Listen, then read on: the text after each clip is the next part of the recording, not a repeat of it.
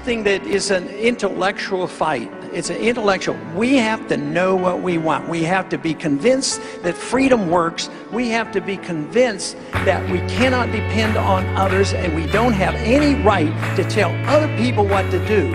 And if we did that, if we used that golden rule on interpersonal relationship, we ought to know how to use the golden rule on international relationship.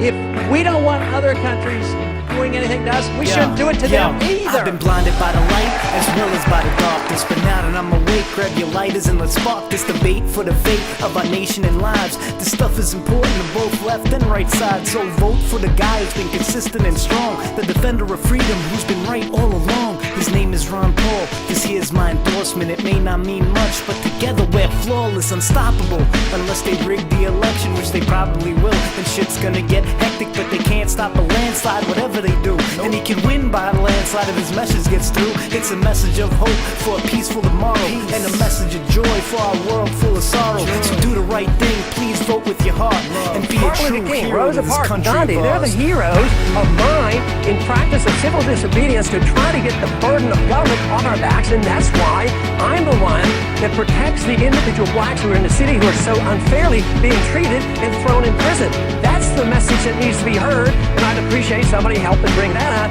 rather than nitpicking over something done many years ago, which I did not right. Ron Paul, victory coming soon. If you stand with the man who's been fighting for you, he's been called an old loon just for telling the truth. He's been blacked out, smeared, ridiculed on the news, but the establishment's scared. Just look at the proof. Ron Paul's the only candidate for the youth. And now that they're dying, it's even more vital. His sayings are scripture like here in the Bible.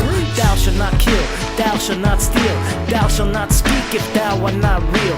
Thou shalt not torture, thou shalt not tax the wage of a man who's been breaking his back. Thou shalt not break a constitutional oath. Thou shalt not skew the results of a vote. Thou shalt not go invading a nation without Congress's vote and a clear mission statement.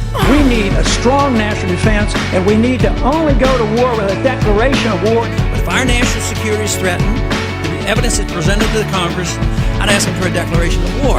But then it would be all out. I mean, I would know exactly who the war is going to be declared against, and fight the war, win it, and get it over with. But it would be much more precise. The world's been waking up. We need a revolution. We like a peaceful change, and we keep our constitution. That's why the doctor flew in to fix the sick nation from debt, death, war, and hyperinflation. He's got a lot of patience, but we haven't got the time. We gotta spread his message, cause the media's been lying. They keep saying he can't win, while he's the people's choice. If you read between the headlines, that means we don't have a voice. Damn!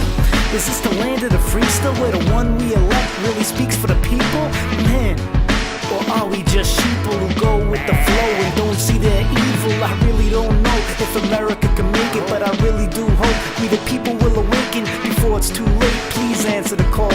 Elect for president the good Dr. Ron Paul. This idea that you have to give up so much of your liberties to be safe, that's nonsense. You don't have to give up any liberties to be safe. Don't have true liberty, the wealth cannot last. It's been decades of bad economic ideas and bad foreign policy and bad monetary policy. That's where the problem is. He's a man with a plan for the country he loves. Only he understands enough is enough. Enough for the tax, enough for the spending, enough for these wars that appear never ending. Unless we elect us a principled person who will do what it takes to reverse this curse and end the Fed. We're in the red, and end these wars before we end up dead. Ron Paul 2012.